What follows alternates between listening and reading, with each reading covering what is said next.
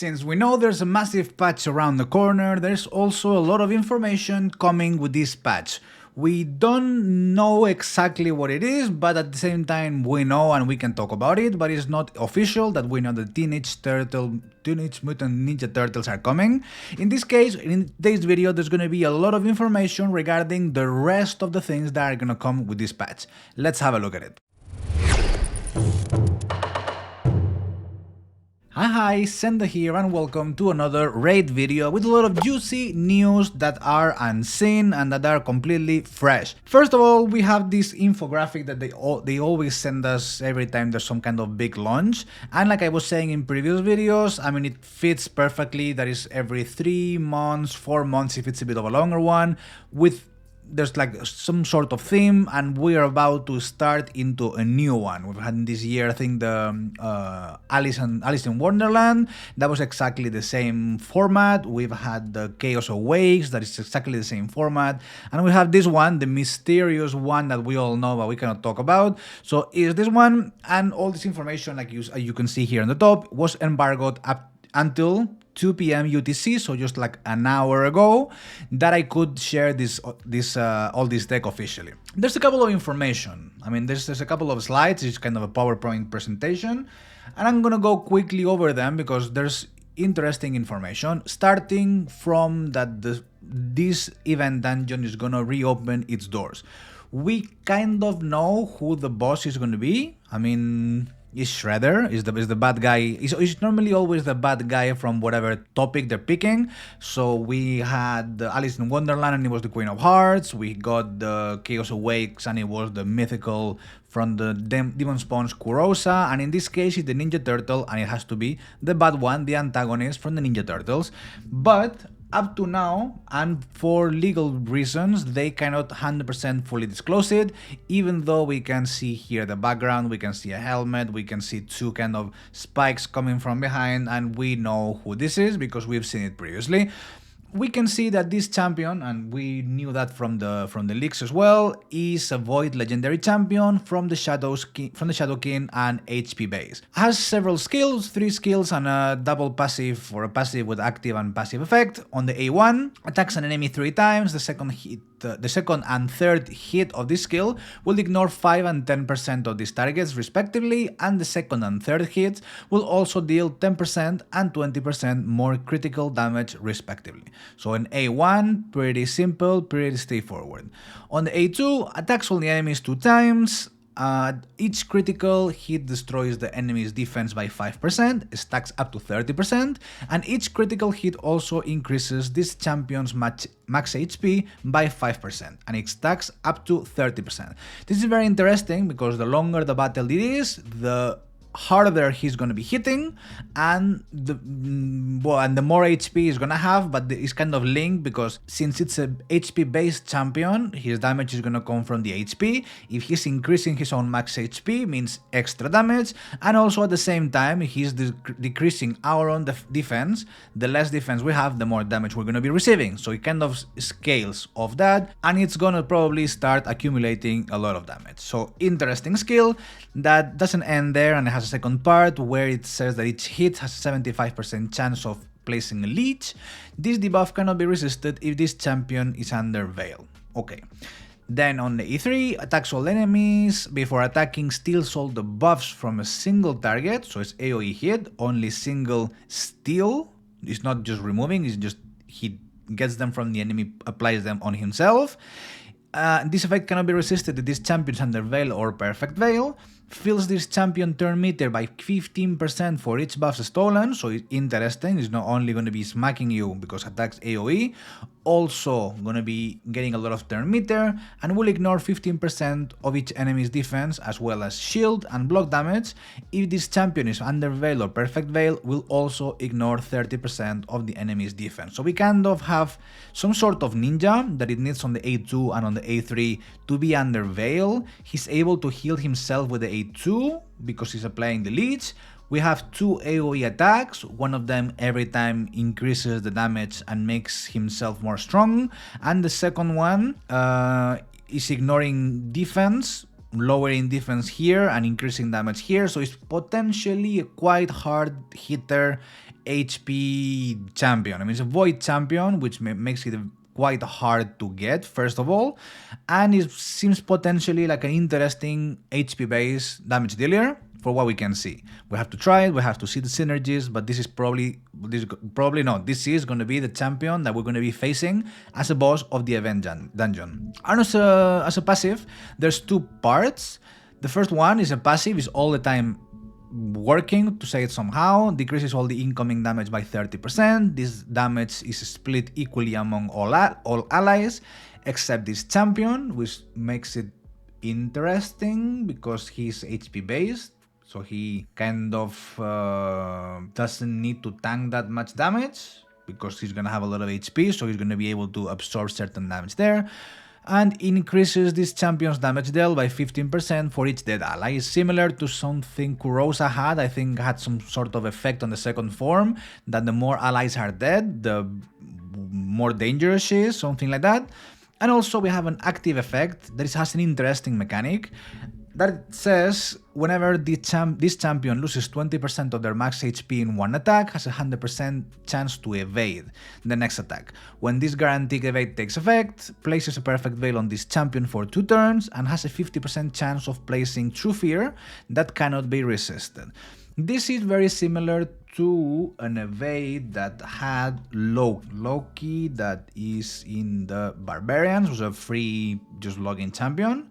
Not bad, not terrible, but also had this evade, 50% chance of evade, an enemy skill, and all of its accompanying effects. And all of its accompanying effects. If this champion is under Veil or Perfect Veil, this is 30%, and if this champion is below 50%, has a 100% chance to evade, and this is guaranteed, goes on cooldown, which was kind of the bad part of Loki, because it goes on cooldown, so it can only evade once, otherwise it will be very, very busted. But it's a similar thing. Basically, evade is like the enemy completely misses the hit. We don't get any damage, we don't get any effect, we don't get anything at all, and it's great. And he's gonna be doing it, has 1 turn cooldown, but the way it works is a bit different because it does it every second hit.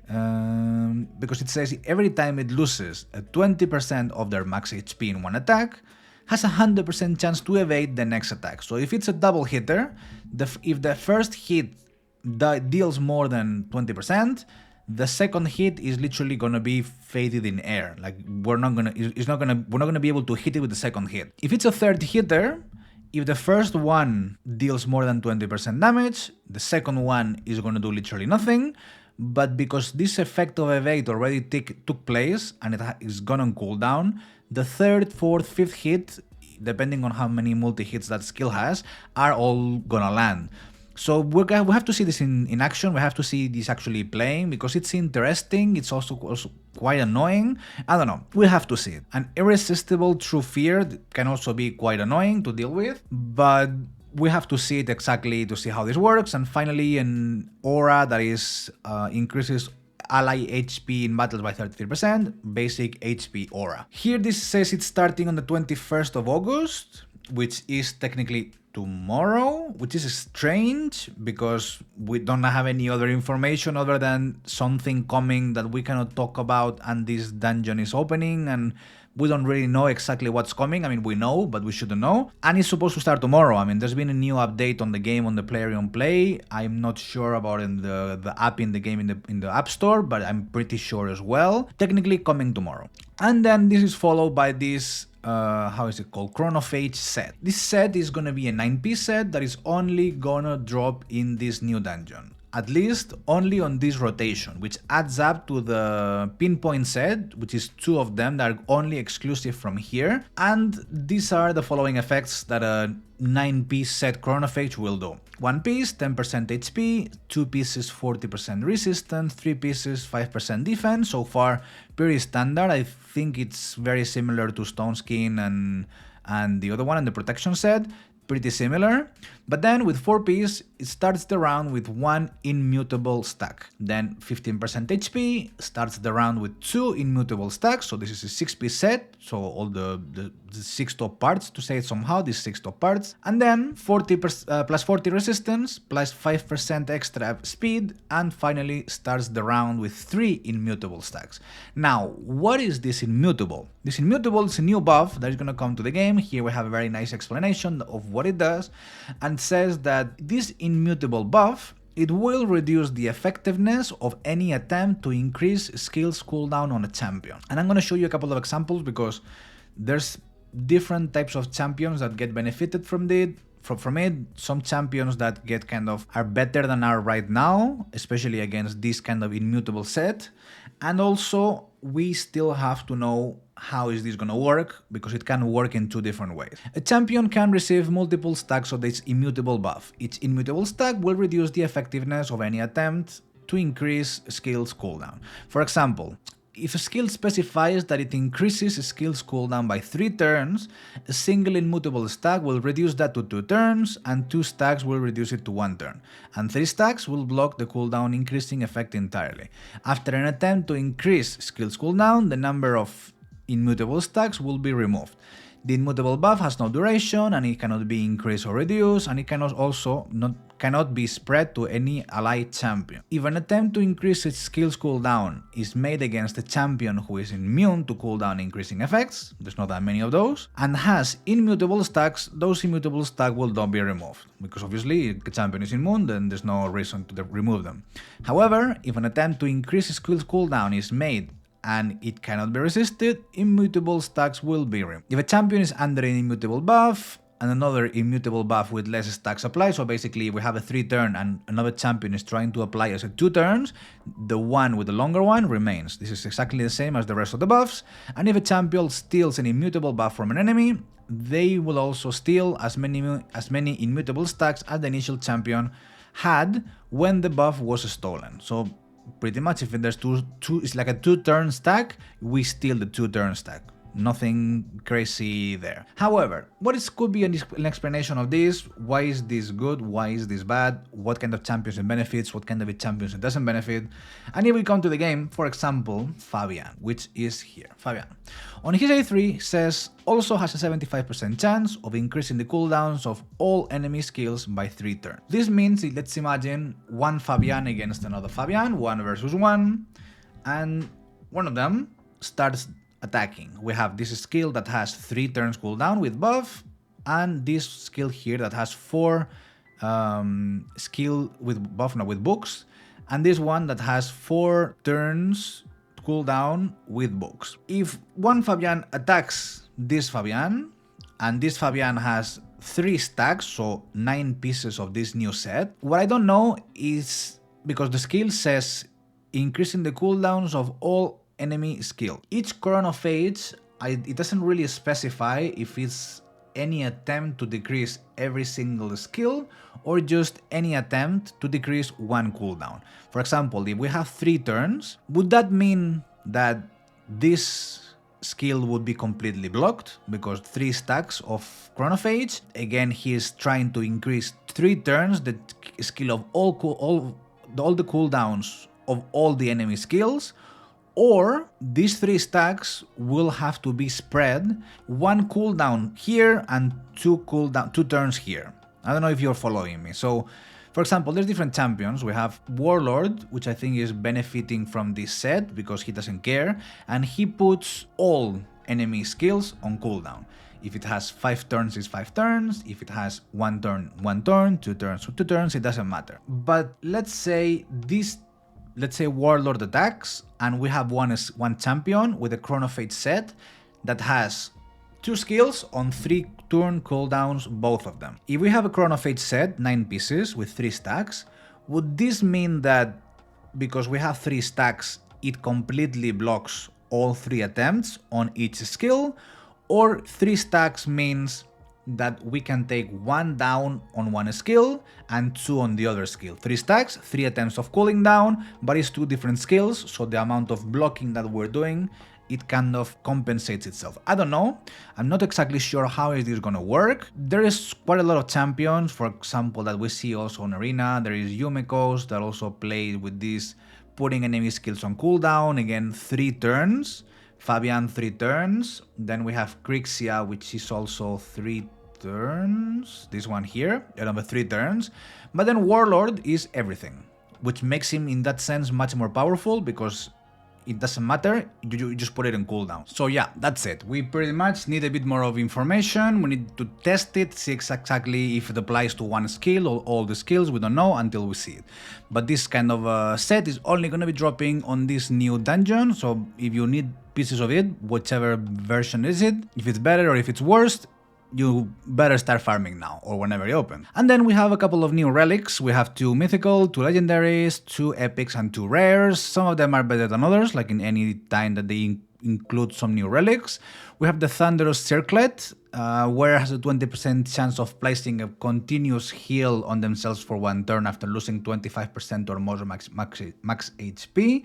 With more levels, it's going to be like 30, 40, like a 50% chance of a free heal, so it's pretty interesting. I think this Thunderous Circlet is pretty good. Jaws of Hatred, when attacked, the wearer has a 10% chance of increasing their defense by 10% until the end of the next turn, so I don't think that's that good. If it will be permanent, way better, but if it's tiny increase in defense and then it disappears, not that much, and the percentage is not that great either. Then Exuthar's Totem, weather's turn meter increases by 10% whenever an ally receives a stun, sleep, fear, true fear, freeze, provoke, or petrification. Not ship, which is weird, but to keep in mind, don't think it's that mind-blowing, at least doesn't appear at the first glance. Saint Xavier's Tribute, wearer has a 15% chance of placing a Veil buff on themselves for 1 turn at the end of their turn, and the chance increases by 5% for each 15% lost, so it goes all the way to 20, 30, like a 40% of self-veil, something like that. Can be interesting for some champions, especially the ones that, I mean, they benefit from attack, benefit from accuracy, benefit from crit damage, so there's certain champions that they need Veil to hit harder, like the one we've just seen above, this mysterious Shredder boss, Shredder not Shredder. The legendaries, we have the Last Love Amulet. The wearer has a 30% chance to activate a delay effect when receiving fatal damage 3 turns cooldown. This delay is also a new thing. It's a new kind of buff they're gonna add to the game. There's no explanation on this infographic, but Plarium told us that is basically some sort of, okay, let's say our champion has 100k HP and it receives a enemy hit for 120k. Which means like our champion dies and it has like a 20%, like a 20k damage surplus. Our champion doesn't die, let's say, thanks to this delay. However, we have a debt, to say it somehow, with the death of 20k. If we don't pay that debt, which means like if we don't heal ourselves by 20k, we die the next turn. And if we don't heal ourselves, if we don't heal ourselves, we just die the next turn, but we're just delaying the death for 1 turn. But if we delay, then this effect is active and then we heal our champion, and the heal is more than the excess of the damage received to kill that champion, then we will be delaying the death, but then the death will not be coming because we kind of compensated for the damage received. So it's an interesting effect. I'm sure we're going to be seeing this a lot in Arena, so potentially a very powerful one, and as you can see also the effect increases by a lot, like 30, 40, 50, 60, 70, 80, so up to 100 chance of delay. So in Arena we're going to be seeing a lot of these, and then we're able to kind of self-heal or some sort of magic like that, and then there we go again. So it's potentially a very powerful one. And then a Mask of Disquiet, wearer has a 30% chance of activating an instant turn effect on themselves after returning from ship, which is also interesting, mainly applied for Arena, when facing enemies that are able to ship us. And in these last two, the mythical, the most difficult ones to get, The first one, whenever an enemy's turn meter is increased, the wearer increases their own turn meter by 10% of the enemy's turn meter increase. So potentially, I can see this one being used for champions that are like this Arbiter, Lady Kimi, Lissandra, these champions that are fast, Sifis, these kind of champions that they boost the turn meter of our own allies. If we put them this, every time the enemy for whatever reason is faster than us and takes a turn before us, we can kick this in, get turn, and then increase the turn meter of our own champion. So it can be a certain counter to speed setups. We have to see it, but it's a mythical one, so it's quite rare that this will drop. And finally, Chivia's Servitude. Enemies cannot land critical hits on the wearer if the wearer's HP is below 15%. Doesn't seem too good, but if we level it up, the requirement gets lower, up to a 40%, which means like if we champion that has this thing, this relic, has less than 40% of HP, it cannot receive critical hits, which makes it harder to kill. But what if we just, I don't know, one-shot him? Then it kind of breaks the system. So it's not an amazing one, but it's a mythical one that potentially also we can see quite a lot in arena. And that's about it. That's all the information they send us.